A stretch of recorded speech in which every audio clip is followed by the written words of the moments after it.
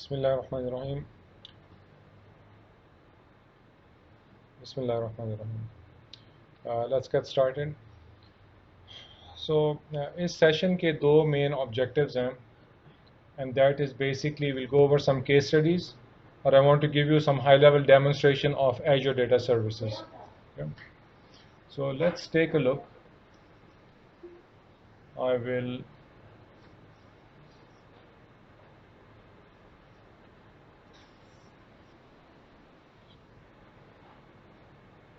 So what we'll do is on अपने services we want to create some data services. और इसके अंदर हमने SQL Server देखा था सबसे पहले. We want to look at what SQL Server is.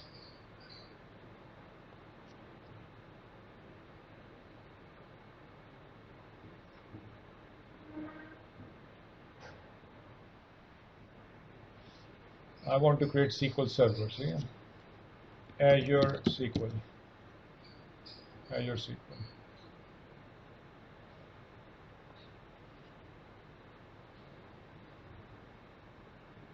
और ये हमने स्क्रीन देखी थी क्लास में भी. That shows you three different options. And you want to be absolutely clear what these options are.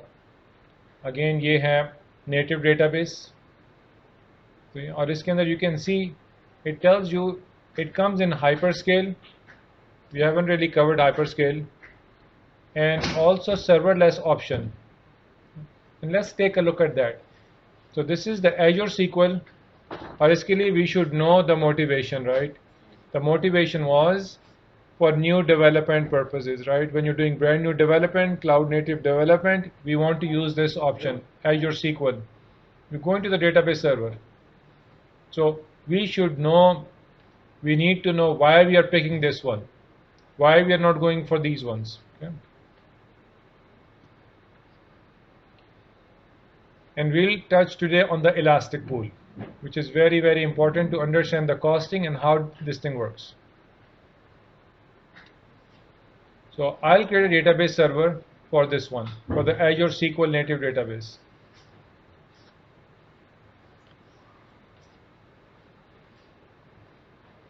And again, I will make the resource group RG CS4037, let's say DB. Okay. And generally we should do also DB, and you put a lot of time the region as well. Okay, this is just a naming convention, and it is mentioned in the Azure documentation as well. Some of the different ways you can create the naming convention of the resources. Okay. Now we'll put CS4037 DB, UAE North. Now, important thing to note is it's creating this entry again in some host, in the public space, in the public DNS. Okay? And it's going to be very important later on to see what the impact of this thing is. And right away, just by looking into it, it should tell you it seems to be publicly available, right? Which it is. And this is not a very good security practice, and we will see how to turn this thing off. Okay. So we should understand that the moment it goes into a public DNS entry, that means it's getting a public IP, this resource, this database server, that means it is going to be available on over the internet, which is not a good thing. Okay. So it's important to understand what are the different things happening, and to understand what are the implications of the different decisions and different options we are picking up. Here it tells you the authentication. It can use Azure Active Directory. Remember, now everything is tying up together. On-premise AD, it is synchronizing to Azure Active Directory through AD Connect. So your same credentials are going to be used. Over here, you can use that. You can say both SQL and Azure. So the second option is use SQL authentication, and the middle one is use both. SQL authentication is that you create a user ID password in SQL Server. That is SQL authentication. That means the authentication and authorization that functionality is residing within SQL Server. It is not relying on Azure Active Directory. It is not going to Azure Active Directory for the authentication purposes. But usually we do mix. We say use both SQL and Azure. Okay, so this is what we do. So we create some sort of a ID, a password, so you can log in without Azure Active Directory, and of course with Azure Active Directory as well. So I'll create a user account. Okay, server admin login. So I will create, for example, DB admin. Okay, and I'll create some password.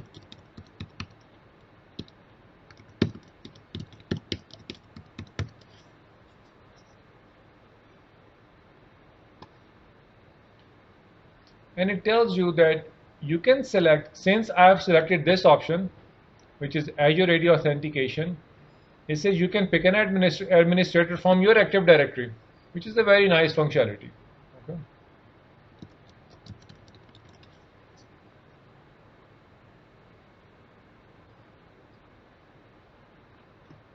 I'll pick myself, and it selects the ID. Okay. The name doesn't really matter. It's the ID that it needs to match. Okay. This is the back-end implementation thing, but just show you each object in Active Directory has a unique ID. Each object. So this is what is showing, but you can see this maps to my account. Okay. DB admin. This is the password. This is the region. This is the public IP and the public DNS. Let's continue. Okay. Then comes the accessibility part. Accessibility is, do you want all Azure services and resources within your subscription to connect to this? Yes, we want it to happen, right? So it'll allow that rule that if you have Azure VMs, Azure app services, web apps, whatever, right? It opens the communication from that to this server. Defender for SQL, this is security service. I don't want to go into this one. That looks at your vulnerability assessment, how things are configured, how your databases are configured, and various different things. So we don't want to do anything right now. This is, I think, 56.25. This is about $15 per month, per server per month. Okay, we are saying not now. These are our settings. This is what we have. Let's create this one. Okay. Now we are creating the database server. Okay. We'll give it a little bit time. It takes some time to do this one. Okay. In the meantime, we'll do something else. We'll look at the other option for the manage instance. Okay. We'll go into this one again. I'll go into Azure SQL. And we'll do create again. I'll create this one, okay? Single instance, we'll create this one. And again, this is again best for most migrations to the cloud. This is best for modern cloud application. And we should understand what that is. We discussed this in the class, and this is in the notes as well. Okay? Lift and shift ready. As I mentioned, we have very specific reasons to pick this one. And a lot of time, one of the key thing is, as I mentioned, there are certain SQL features. If you're using them on premises, then it's the best to move to SQL MI instead of the Azure SQL database, right?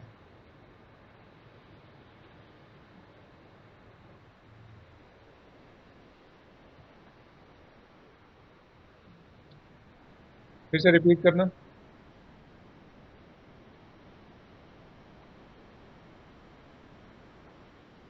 देखो, there is motivation, right? We have discussed in detail the motivations for each thing. हमने कहा था कि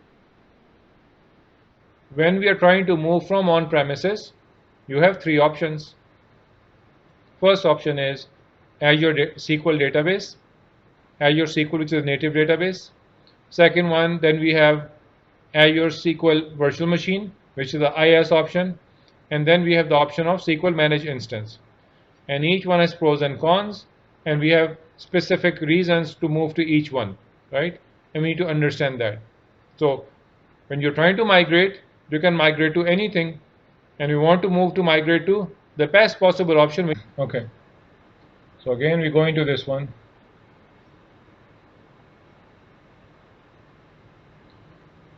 And again, we go into this thing, manage instance name, and we'll say, for example, db CS4037 mi, or we can say SQL mi. Okay. Again, it checks, it needs to be unique, and all that. We'll say UAEN.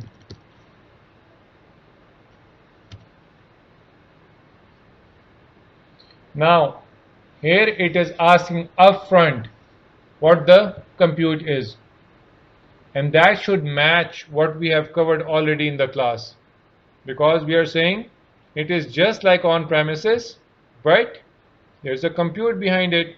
It is giving you pretty much exactly same thing what you have on premises, but is fully managed by Microsoft. So there's a compute behind it. You select your size, but everything OS and SQL is managed by Microsoft. Again, very similar settings over here. We'll do this one. I will again do this one, that I will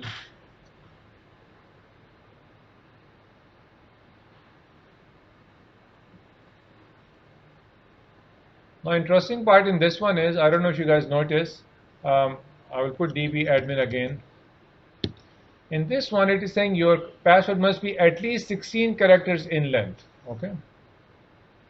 So they have put this on the virtual machine. They have put this complexity requirements on SQL MI. Okay.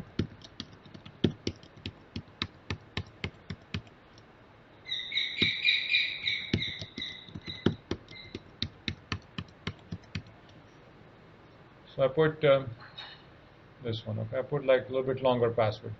Then comes to networking. So again, you will see a big difference over here. It asks you to select a virtual network. Right. It asks you for this thing. So we can pick, for example, let's say infra or something. Okay. I'll create a new one. Okay. VNet. This is the VNet, and here is the subnet. Okay. Here is the subnet. It is saying you can use this one, and it's giving you that you can use these one also. So it needs to be sitting in its own subnet.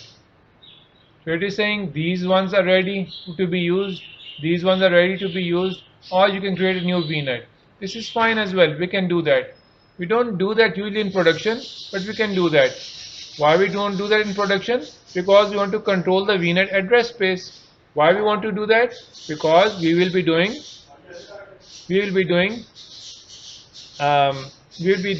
peering, because somebody else needs to connect.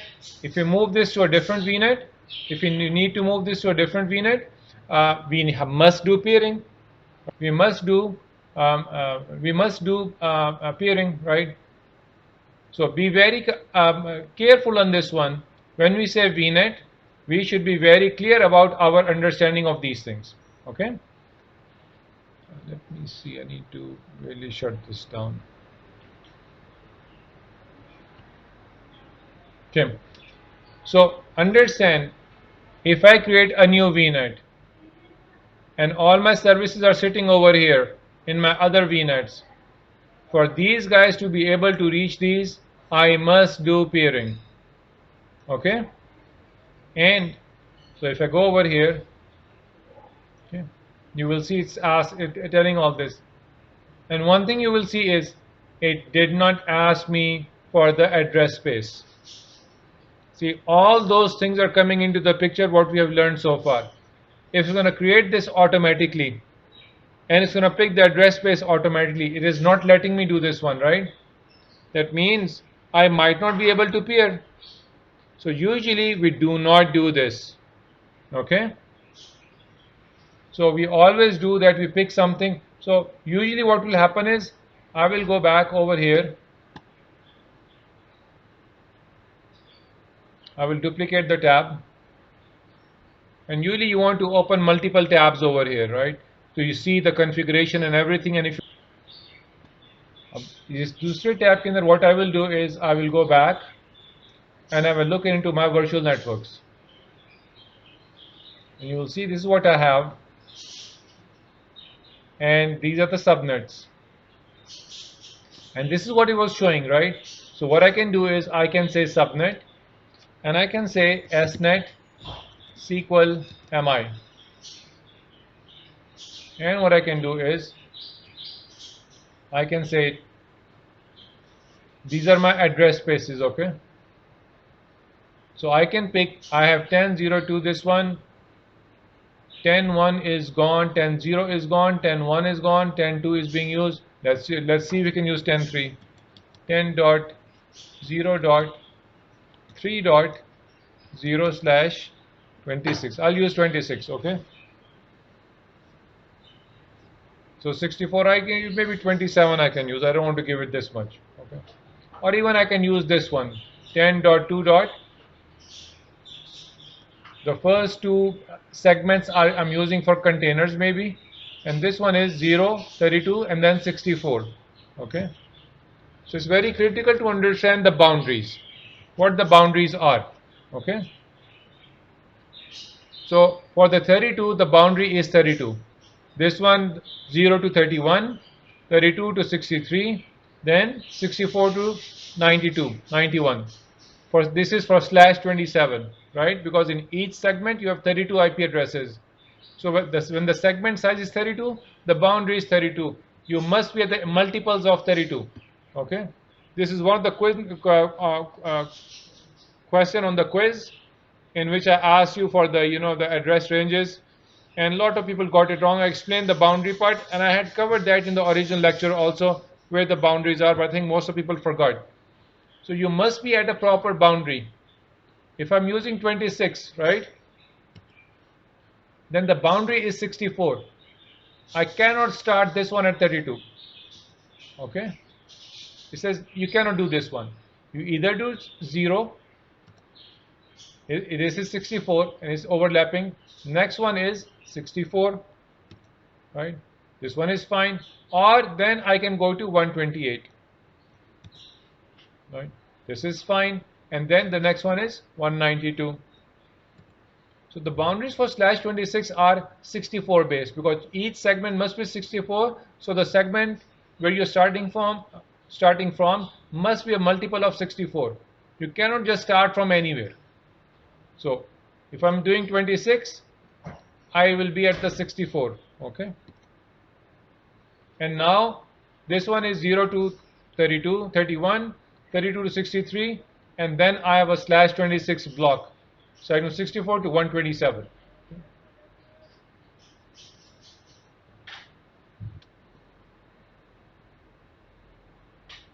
Now I want to be able to pick this one. Okay. So once you start configuring and it retrieves this information, let's see if we can go back and see if it can bring it up again. Okay. And it does not. Okay, so usually you want to fix this in the beginning, because once it caches this information, it uses the API to pull the information. During the visit, you have to restart it, okay, because it will not pick up the new information. So we'll go this one again, we'll discard this information, I will start again.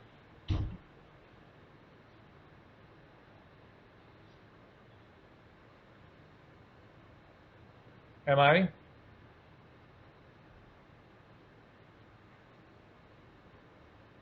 This one. And we'll say SQL MI CS4037 UAEN. Okay. I'll make this a smaller one. Okay, configure manage instance. I want to make it instead of 8 cores, and you can see over here. Okay, it tells you need general purpose, and you can see business critical. Look at the cost right now. The cost is about $1,200. Okay, and you can see our hybrid benefits. Okay, hybrid benefits are here as well. So if I go to business critical, look at the cost. What will happen to cost? This is $550 per core, okay, per V core, and 8 cores. Okay, look at business critical. It's double the cost. Okay, and you can see the cost became double. So generally we start with general purpose, and here you can see two more settings. You want the standard, where you have about 5 gig RAM per core, and this one premium series which has 7 gig RAM per core. And if you understand SQL Server, it can take whatever RAM you give it. Okay, so more RAM the better. So these are more. So you can see from standard 550 to premium, cost became right a little bit higher per vCore. You keep it standard, and here you can see also the minimum number of cores for MI is 4. Okay.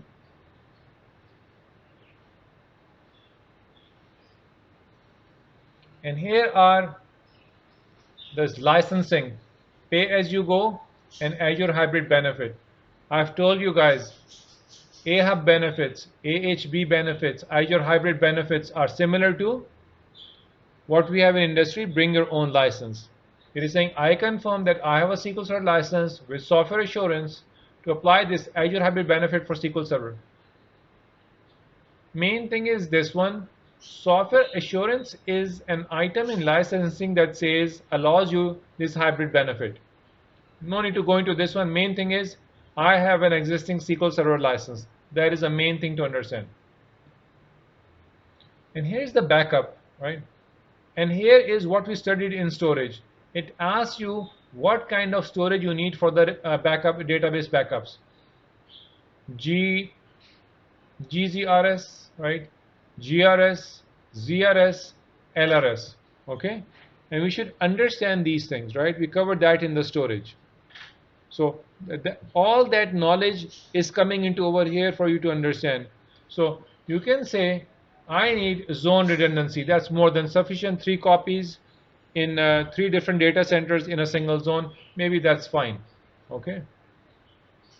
Maybe LRS, right? So whatever. Let's do ZRS. Or let's pick this one. Okay.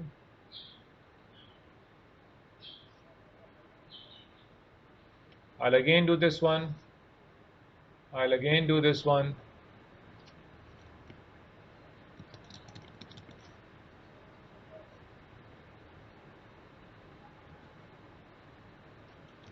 dbadmin.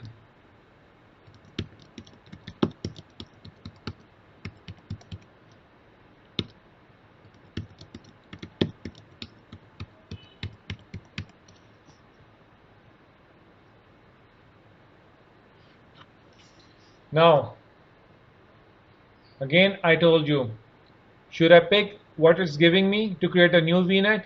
No, right? This is the most dangerous option. Why? Because we do not know what the address space is. We do not know what the if we will be able to pair with this one. Okay, so you must set up your networking properly. Now we will go back into what we saw earlier, and you can see I want to use this one. Okay, we have our subnet over here already in our VNet, so we want to pick this one. So we never ever pick this option, which is the new, because it's not giving us any way to configure the address space. Plus we want to control our VNets the way we want them to work, right? We don't want it to create automatically these kind of things. We want to set up our own subnets and the naming convention. and it is saying it'll do the some configuration on this subnet for the managed instance. It's fine. Connection type, I will not go into this one. Generally we do redirect. Okay. It is saying public endpoint. I will enable this one. Okay.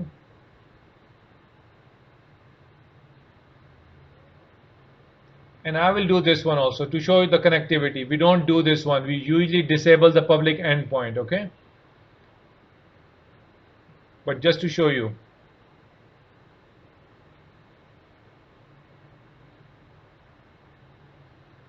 I don't want this one.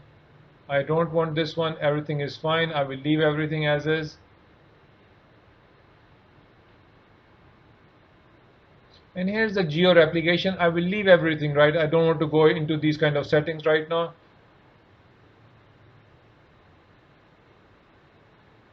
And here's this important thing to see. Deploying managed instance is a long running operation taking up to 6 hours to complete. Okay. So it builds the full infrastructure for SQL Server, virtual machines, multiple virtual machines, databases, storage, and everything.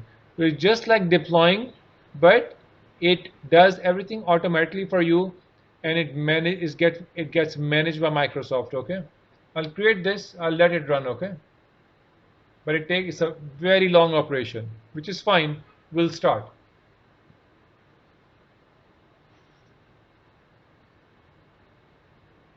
Okay. So this was SQL MI. Last but not least is creation of, let's see,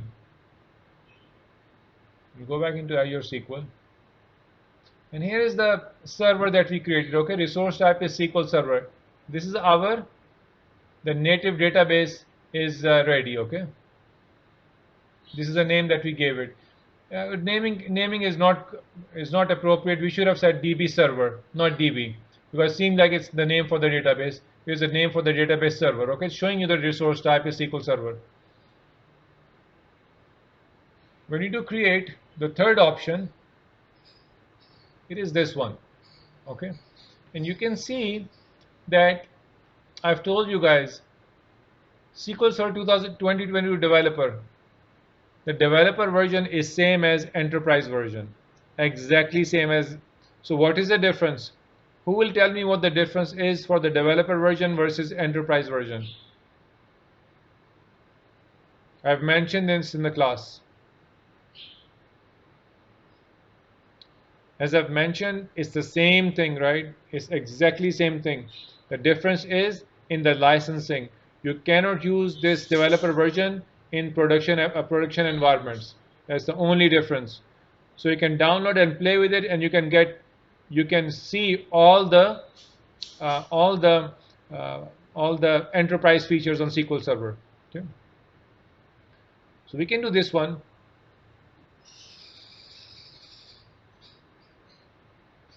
And here is option available on this one, high availability, if we need to have, right? This will increase the cost. It'll have multiple VMs and do some other extra configuration. I'll leave it out right now. Let's look at the details. Okay. Feature capabilities. SQL Server and OS access. We mentioned this thing, right, in the class. This one will give you SQL Server, direct SQL Server, full SQL Server, and OS level access. Okay.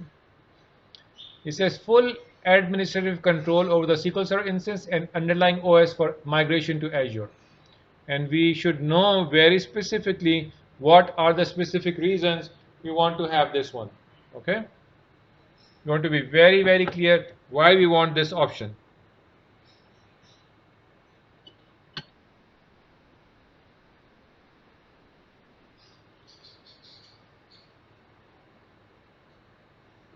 इससे मैंने बताया था, there are two specific reasons. So that we want to go with SQL Server Virtual Machine. There are two reasons where we are forced to go on SQL VM. One is where you are using a third-party application on Azure, and for the backend database, you are trying to pick any IS or PAS option, and the SQL Server and the software vendor says we will not support our application on the PaaS option. You must use SQL Server VM on a virtual machine, specific version on SQL Server virtual machine, on a Windows virtual machine. That is one of the reasons where you must use SQL Server virtual machine. Okay. So basically,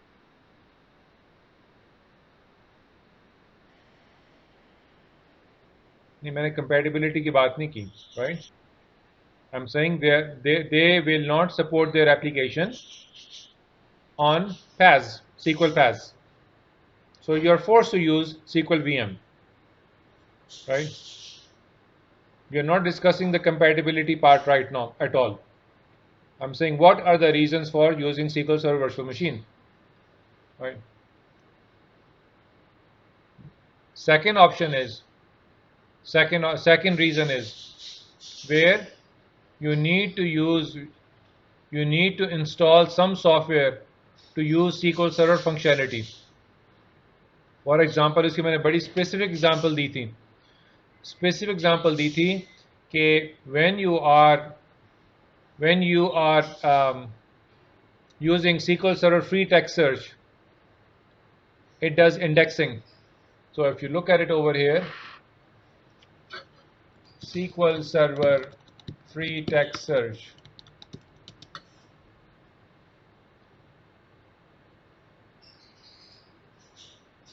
Okay. This is a SQL Server functionality. Okay. Full text search actually. So this is a full text search in SQL Server. Okay. तो आपने इसके catalogs, indexes बनाने होते हैं basically, right? So it talks about this. This is the feature, and here's the architecture. Okay. And here's the indexer for this one, where it does the word breaker and everything, and filters and protocol handlers, everything. So Microsoft gives you these things only for Office documents. You need to install for PDF documents. Okay, this is a full architecture basically. It's good to understand this one. Okay, that SQL Server gives you this very sophisticated functionality and text searching functionality. Okay, on this one. So let me see if okay. So filters. Let me see. I'm trying to see if it tells you for the PDF, right? It tells you various different things. Let me see if PDF.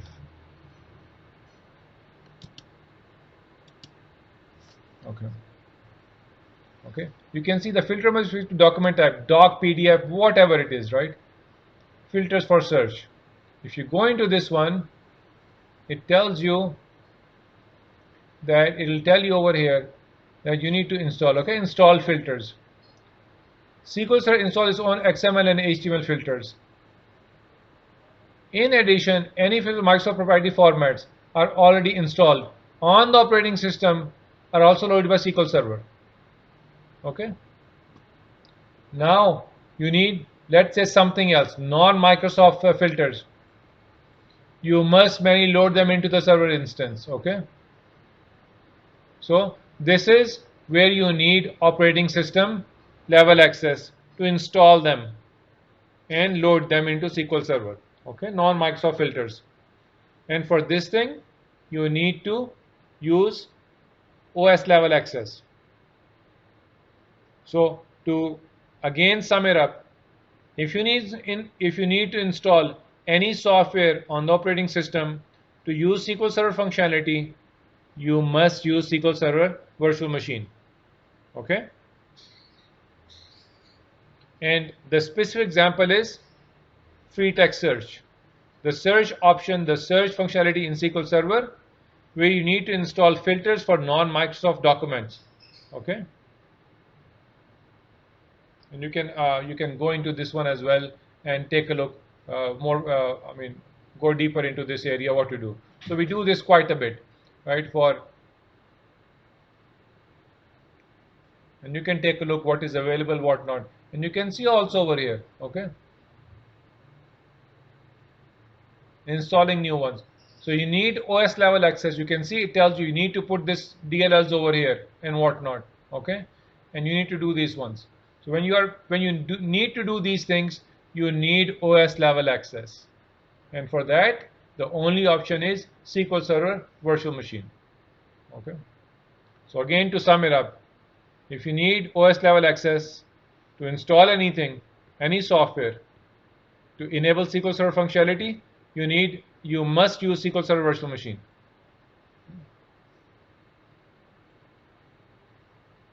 Okay, let me go back where I was.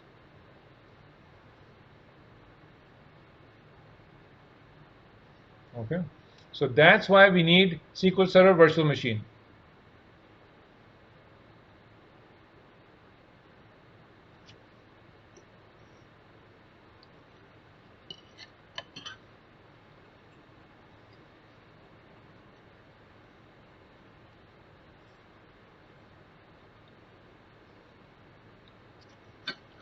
You can say SQL VM, or we can say VM SQL CS4037 UAEL.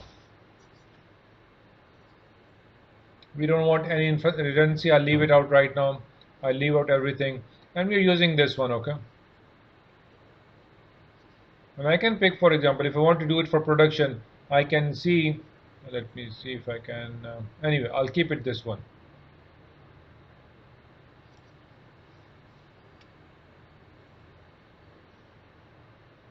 This is fine. I'll keep it that one again. DB admin.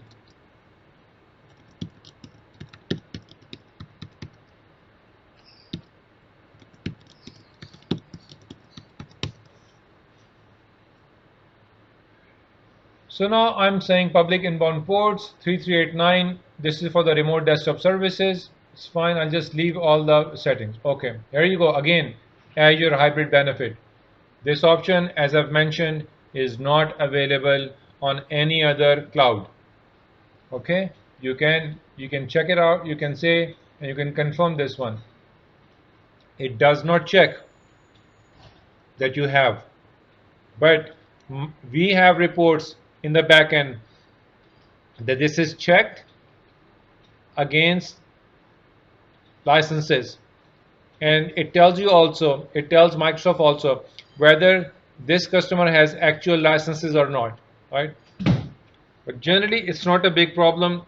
Your customers are very specific and very particular, and they make sure they have the licenses before they check this one. Okay.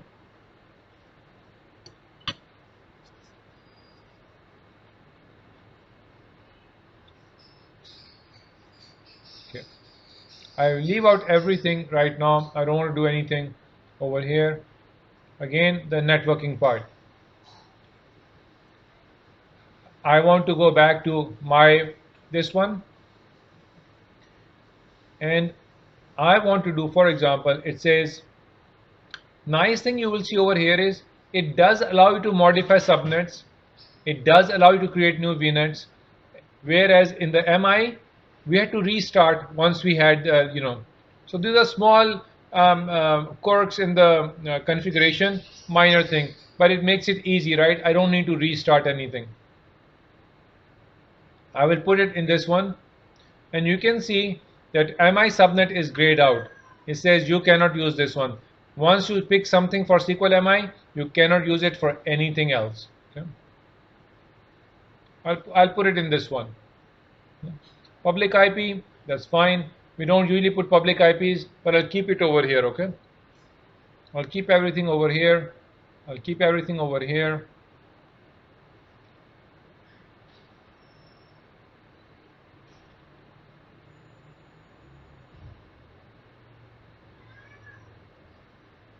I'll just continue on this one. No need. Okay, now it is telling you from the connectivity perspective, private within network or public from anywhere. Okay, so it has a firewall that it controls these things. Okay, so this is, again, even though it's a virtual machine, it is providing you some functionality to control the security part of this one. Okay, I want to do this one, enable. The same ID password we set for the VM, it is set up for SQL Server as well, even though it's a virtual machine. Okay. Now comes the very important part. Look at this one, the data files and log files.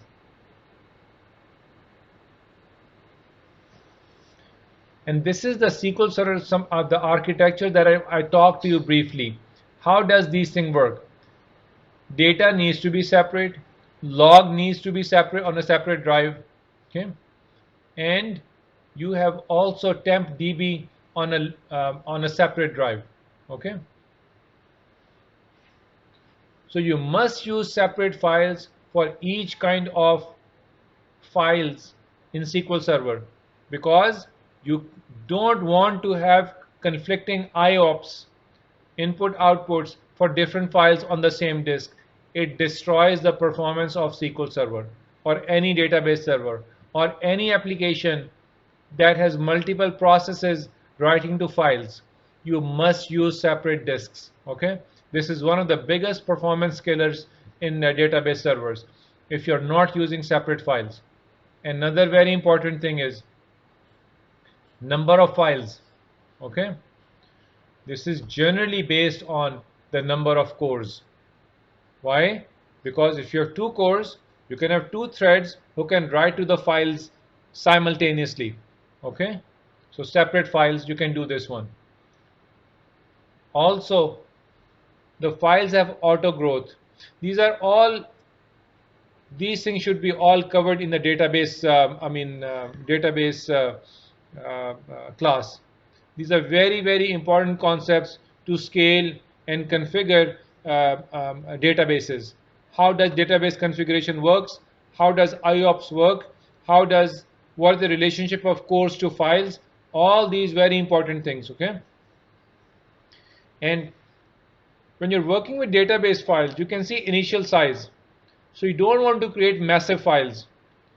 Or you need to look at your database, the usage, and then determine, I want initial size to be, for example, 500 MB, and auto growth I want it to be at least 250. You don't want to grow files all the time. You want to add big chunks one by one, right? Not in a not very frequent pattern. So if I'm seeing that my data growth is 100 MB every day, okay, maybe I want to plan for that. I'm doing it for 2 GB, and then I can make it, for example, 1 GB growth, okay. So I have very, very infrequent growth on the file, because it needs to increase the file size while database is running. So we want to do this minimum as possible. We need to grow, but we want to make it very infrequent, these size changes on the files, okay.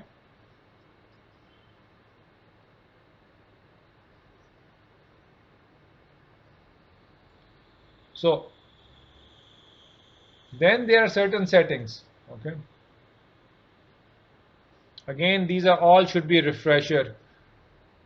Minimum server memory and maximum. What we are saying is use whatever memory. When you do these kind of things, I think this is 2 terabytes. Let me see. 1, 2, 3. Yeah, this is 2 terabytes, right? So when you say this one, because memory is not that much, right, on the server. So we are basically saying use whatever. And you can control that with a SQL Server instance, how much memory it can use. I'll not go into collation. This is basically used for all that searching, okay, and you cannot change it once it is created. This is degree of parallelism. I'll not go into these details, okay. These are very important things, but I don't want to go into this one right now. I don't want to go into this one. Again, the license.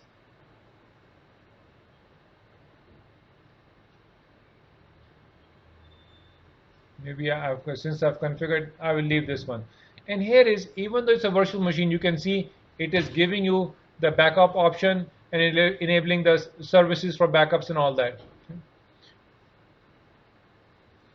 But regardless, you can see that it is creating Microsoft has given you template to do all these things by itself. Okay, it creates the VM with the proper settings, with the proper scalability settings, with the proper data files and everything. The template takes care of at least a properly configured SQL server, a database server. Okay, that's the important thing to understand.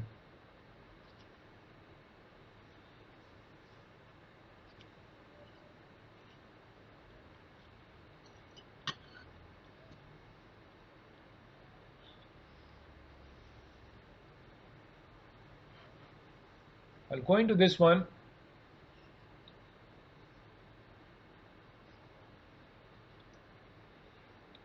अब ये SQL server बन गया हमारा. इसके अंदर हमें तीन चीज़ें दिखा रहा है. Create database, elastic pool, and dedicated SQL pool. Elastic pool says, so if I say new database,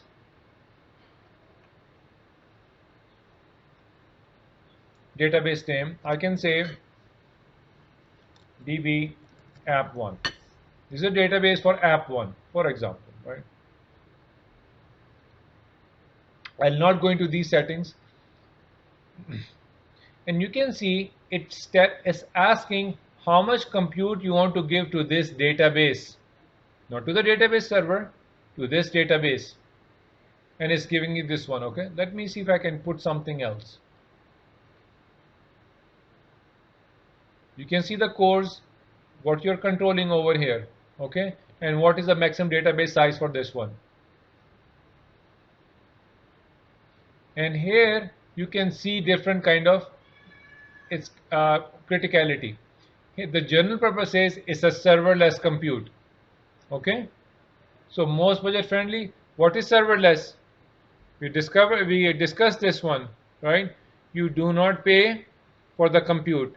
You're paying for the transaction. So if you're doing for test development, you can go for the serverless compute because you're not doing heavy duty work. Otherwise, you have other various different options. But generally, for this one, we can go with the serverless compute. And you can see serverless.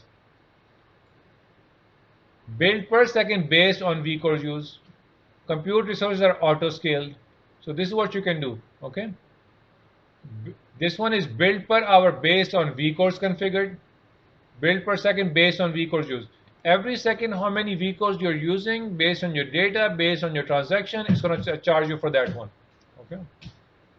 Per second charges, here's per hour charges. Okay, on this one. And here they are pre-allocated.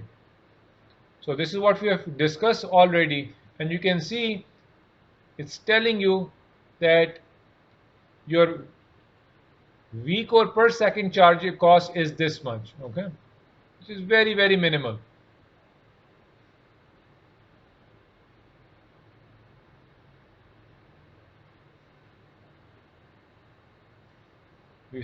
We said development, so it gave us a serverless option over here. Again, backups and all that. We are dealing with now specific database in the database server. Okay. He says if you want to connect to this one, you need to put your IP in the firewall. That's fine.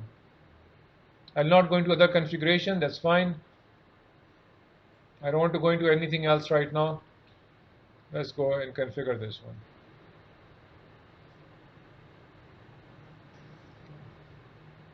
Do we have something over here? No.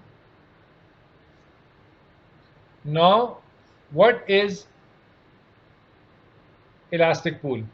That's the last thing I will cover. Then we'll go into the scenarios for this one. I'll actually skip elastic pool. Let's go into the scenarios. We have a lot of stuff to cover on that one. I really want this class and the next class to go with the scenarios for the assignment. Okay. So I want to have some exercise on this data services. Okay.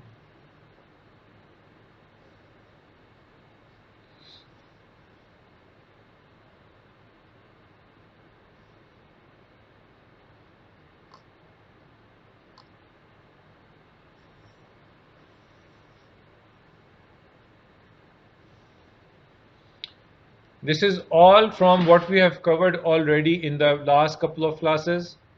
This is very important that you guys know this stuff. A lot of stuff could be part of the exam, or similar stuff is going to be part of the final exam. So, first question. You have an on-premises MongoDB application. You want to migrate to Azure. Application contains large amount of code and significant redevelopment of the code is not being considered. That means customer does not want to change their application. It's a huge application, they don't want to change. They are using MongoDB application.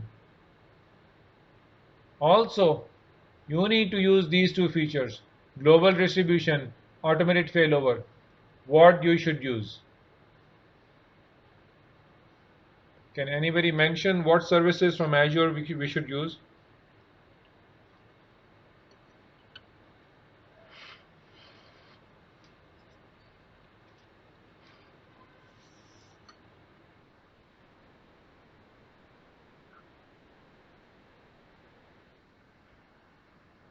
Which Azure data service should you use for the solution? Right. कौन सी service आप use करोगे इसके लिए? We have covered all the services, right? What you will use?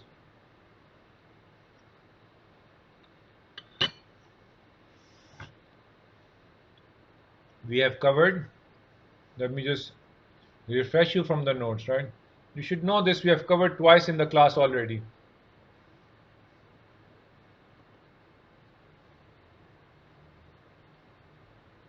Lot of very similar questions it will come in the final.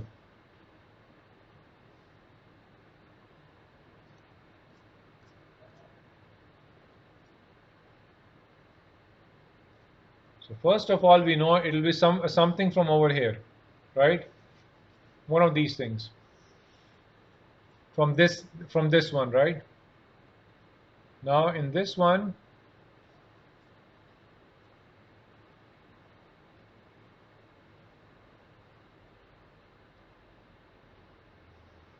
the Cosmos DB for MongoDB API. You will use this one. You will use Cosmos DB. It has the MongoDB API. You don't have to change. See, MongoDB is a popular open source. We discussed this one. This one enables developer to use MongoDB client libraries to encode with data in Azure Cosmos DB. Okay, and then Cosmos DB will provide you all the functionality, right? Multi-region writes, replicas, different regions, on and on, right? So this is the answer. You will use Cosmos DB. We covered this in detail in the class. Okay? Which Azure service you will use? You will use MongoDB. Cosmos DB.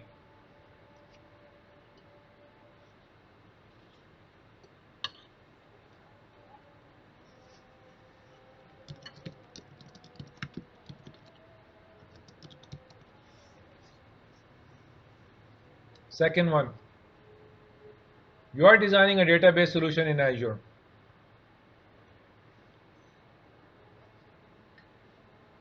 You need to design a solution to combine data from SQL Server and CSV file.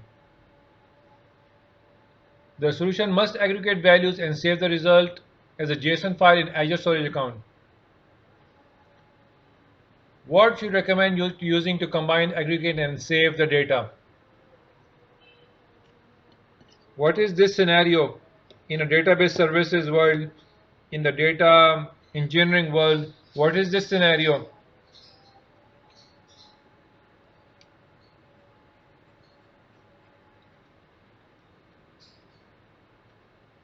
This scenario is ETL. First, we need to understand the scenario. ETL/ELT. This is ETL actually, right? Not even ELT, because it is saying it should get the data from here, aggregate values, and save the result to a JSON file. So it is ETL. And ETL tool on Azure is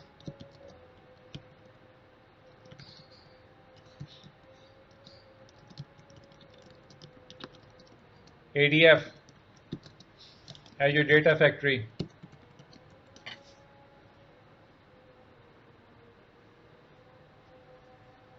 Okay.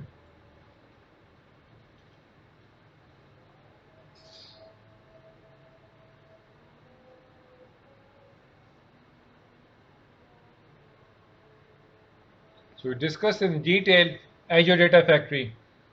This is equivalent to SSIS, SQL Server Integration Services, which is the ETL tool. Okay, and it talks about over here also. When you go later on,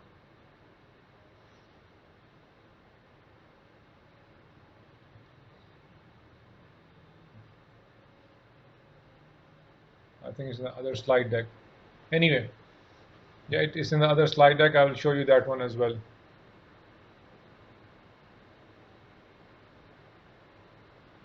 SQL MI.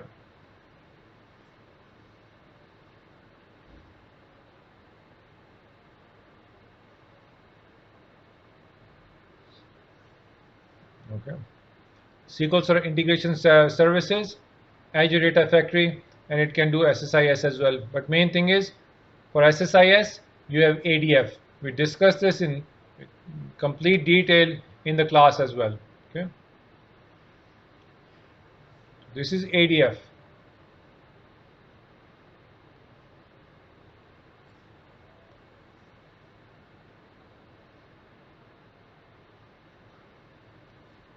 Third one is, you need to design a data analysis solution in Azure that meets the following requirements.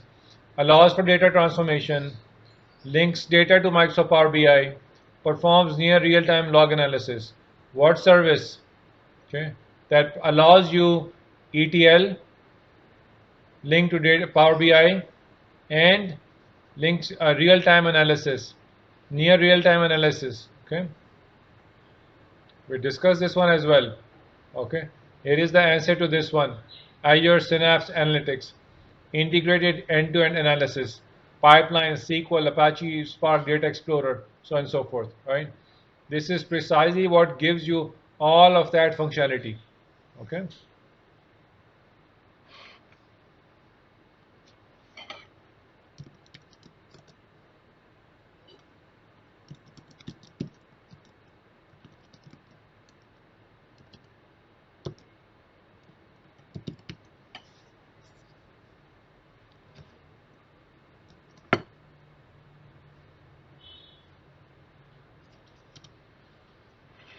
Next one is, you need to design a data storage solution in Azure. The solution must allow application to access data by using an Apache Cassandra API and a SQL API. What you should use, what data service you should use.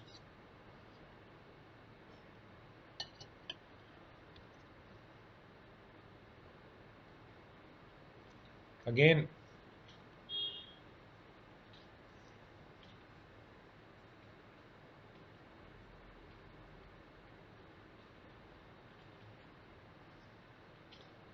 Apache Cassandra, right? Cosmos DB. It is comparable with Apache Cassandra, okay? Which is column value database basically. Let me make sure. Yeah, column family storage, okay? And column family are what? It is not mandatory for every row to have the same columns, okay? So Apache Cassandra, it is Cosmos DB provides you compatibility with Apache Cassandra. What else is asking for? SQL API. Okay, if you look at it over here, it provides you, let me see, does it provide you SQL API? Yes, it provides you the SQL API as well. Let me make sure, is it mentioned? So by default, it's no SQL. Okay.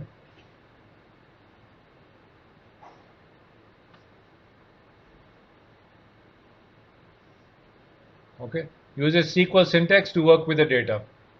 So it asks you, for example, the native API.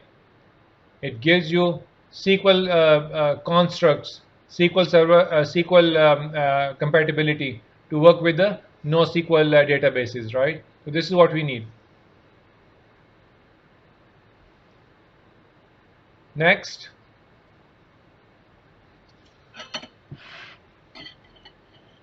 we'll say Cosmos DB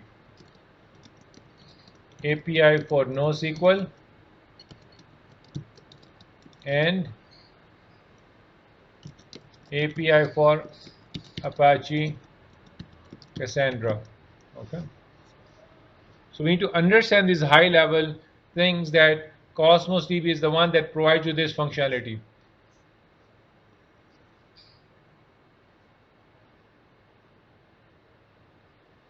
Next thing is you are designing a data storage solution.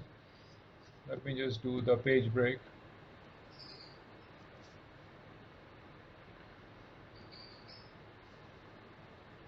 Solution must meet the following requirements. Be optimized for unstructured data, supports geo-redundant storage. Okay, it's a data storage solution. What do we need? What is over here, right? Optimized for unstructured data, supports GRS. When it's GRS, what should come to your mind right away?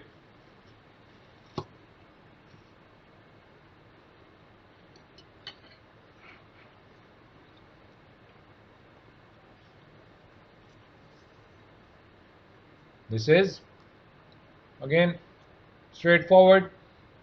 You should have this column in your mind when you're doing this one, right? This one. And this is Azure storage. It gives you file, blob, and table storage, and gives you capability over, allows you to store unstructured data. We have discussed this in many times in the quizzes and class as well.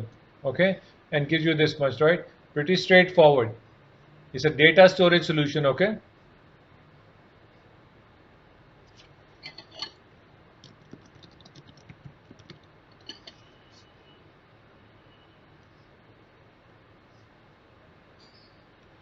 Last but not least, you are designing a data storage solution. Solution must meet the following requirements. Provide read and write region replicas with eventual consistency. Store non-relational data. What should you include in the design? Okay.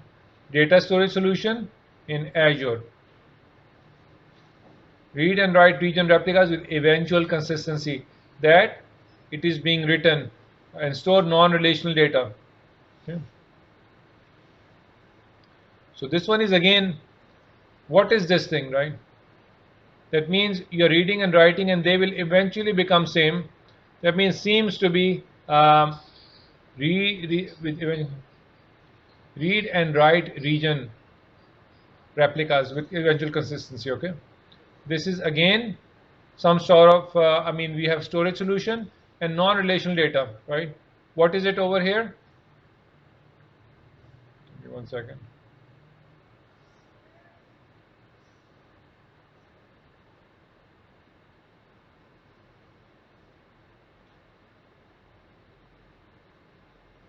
Just 1 second.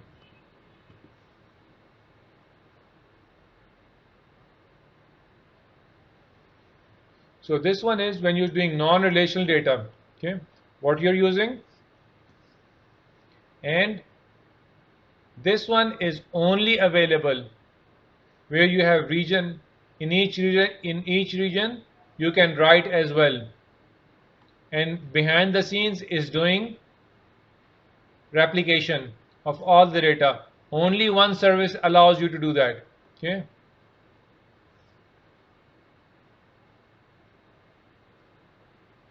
Again, we discussed this in the class in detail. Multi-region writes. Multi-region writes. Okay. Enabling users in specified regions to work with the local replica. So this is the only database service that allows you to do that. Okay. So this is Cosmos DB. So again, I'll share this document with you. These are high level questions. You should be very clear. Okay, these are all coming straight from this slide deck, all of them. Okay.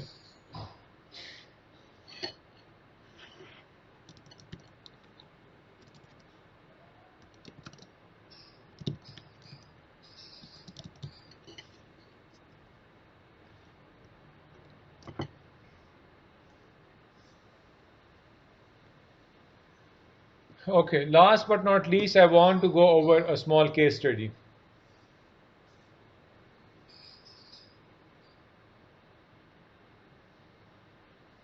I'll share this with you as well. This is from the GitHub. मैं share करता हूँ, मैं upload कर दूंगा इसको वहां पे. Yes.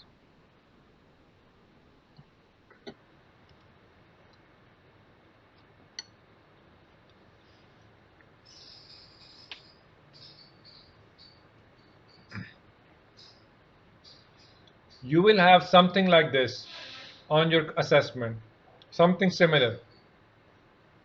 See, ये क्या कह रहा है इसके अंदर? You have certain requirements और उसके अंदर आपको सिनेरियो दिया हुआ है and you have to come up with this one. Okay, task. Situation क्या है यहाँ पे? यहाँ पे कह रहे हैं इनका ऑन प्रेमिसेस एप्लीकेशन है, traditional 3 tier using SQL Server as a data store. Doesn't matter what the additional details are. Okay, SQL Server analysis services with SQL Server always on availability group database. Main thing is analysis services, which is the OLAP, and SQL Server database, which is the OLTP. And so always concentrate on your problem instead of looking and trying to figure out everything, because a lot of time there's some extra information that is not used or not, for example, applicable to your scenario. So focus on the problem being asked. आपके पास IIS web servers हैं, heavy demand, आपको problems बताई जा रही हैं, heavy demand, servers reach their performance limits during the day, servers sit idle during off hours. Then your business logic is being called using REST API from these guys. Request demand changes from day to day. The request demand, that how many requests coming, it changes from day to day. You don't know how much requests are coming. Every day is something different. But here is heavy demand. Okay. And here is giving you, there is all flash, so very high-end storage. Now it gives you a little bit more information. It's a .NET core-based web app. Peak periods, this many visitors come. It tells you it's using IIS. This is the important information, runs on IIS. Okay. And the page loads are lengthy. Okay. So your critical information is this. This is IIS. This is .NET Core. We discuss each and every of these points in the class. Okay. Just a moment.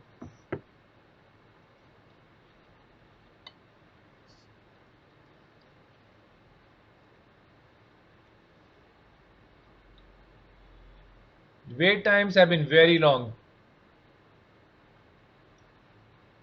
Yeah. From this one, this business log that processes customer request. So you have very high, you're getting this much request and customers are getting extremely frustrated by the response from this business logic. Okay, this is the important point. You must be able to take out critical information from these paragraphs. Okay, यहाँ पे है IIS web server, here it is .NET Core. Okay, here it is reaching the performance. Okay, and here it is telling you the backend database servers are performing well. And they're here, they're saying keep everything in a single region, whatever the reason is. Okay. Front end tier and middle tier, they are saying recommend a proper solution and explain. Okay. So now we have .NET Core and we have IIS. If it's IIS, what will happen?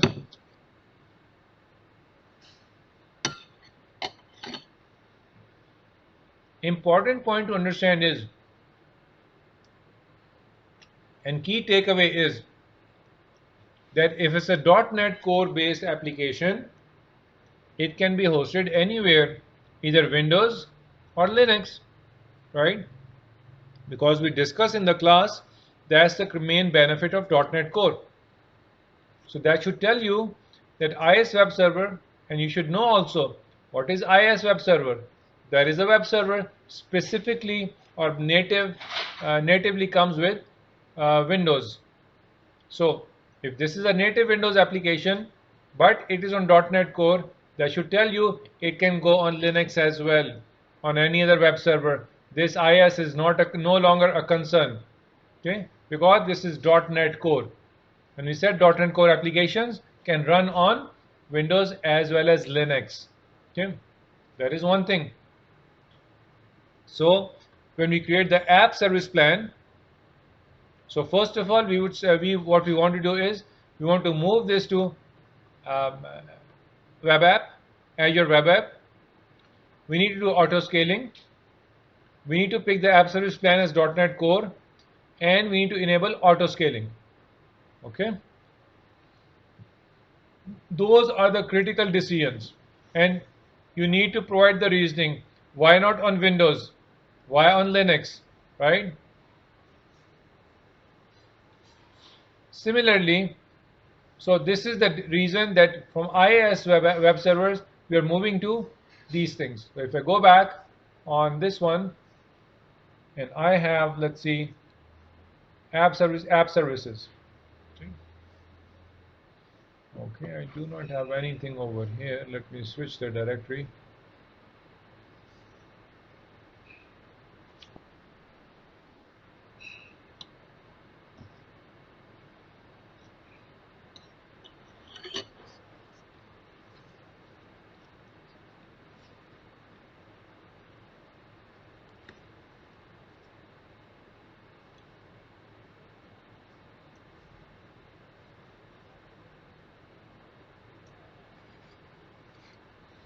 हमने कहा था इसके अंदर कि हमारा जो app service plan है या ऐप सर्विस है, you can see operating system is Windows, okay, and it doesn't need to be Windows anymore, right, because we are saying it is .NET Core and it's cheaper, so you're on the Linux, right, so you're not paying for the extra price on the app service plan for the Windows operating system. That is one thing. So .NET Core is critical. And your app service plan, you need to specify what your app service plan will be. Okay, so we're going to app service plans.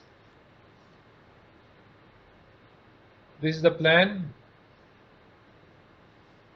You can pick, for example, if you just simply want to match, you can say we will create an app service plan with Windows operating system, and you need to have something specific. You need to have at least the general, for example, if you look at from the feature perspective.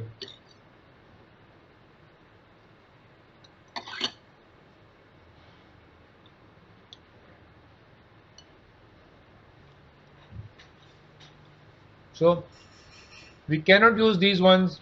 We must use standard or premium. Okay. So we can have auto scaling rules and all that, right? So we can use some of these rules. So we can pick at least the standard or premium plan. And also, let me just check something else.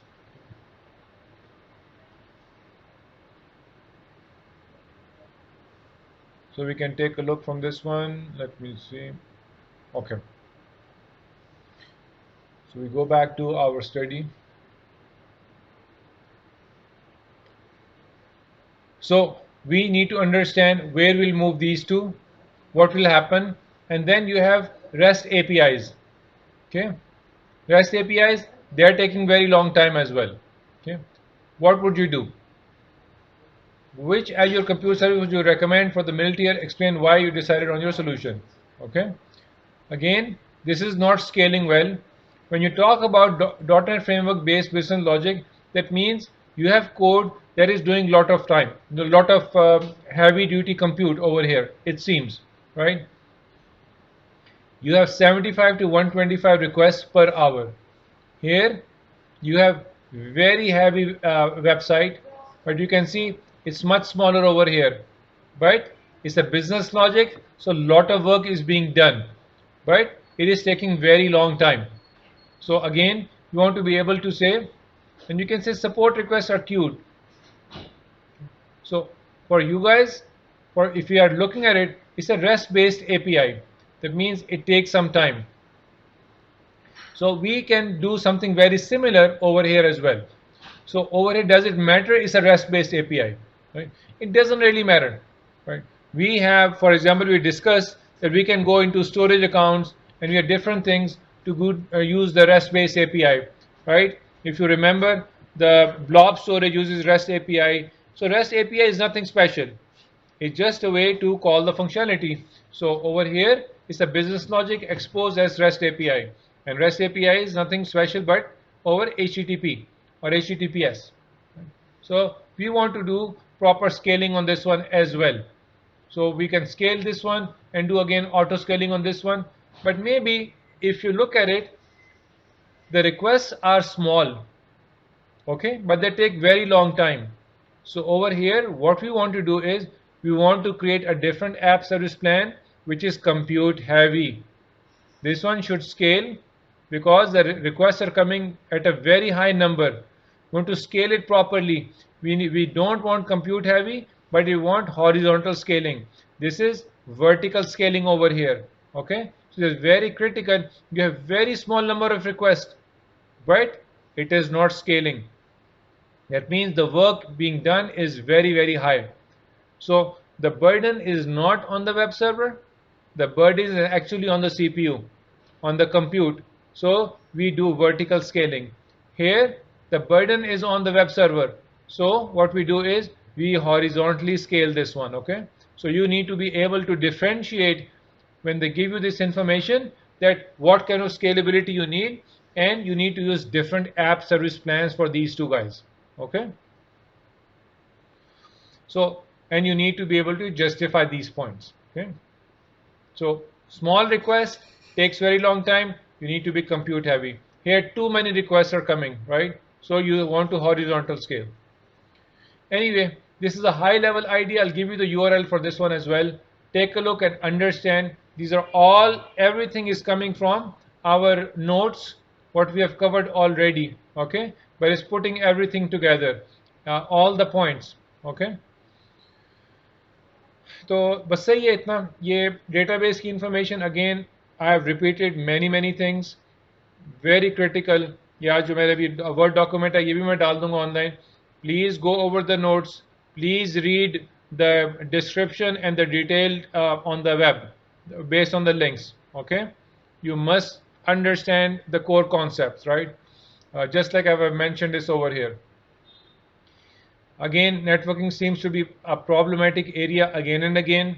I will try to again do one more refresh on that one, maybe in the next class. Okay? On Monday and Tuesday.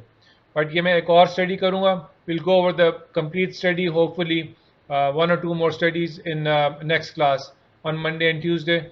And then what we can do is we can we'll have the in-class assignment inshallah on Thursday and Friday in the seminar hall inshallah. Any other questions? Anything else? So let me know कोई question हो, कोई चीज़ हो. मैं recording, I will put the recording as well online, and take a look. I will put all these URLs and everything, you know. So please prepare, please read the slides properly, go over the concepts, everything. Okay. So inshallah, good luck in the assignment, in the exam. I'll try to do again. We'll do the review for the final again on all these points. Okay, inshallah. Now, please, absolutely. कोई question हो मुझे बता देना inshallah. Send me and I will try to post it for everybody else if there is any confusion inshallah. Thank you very much. Thank you very much. Hafiz.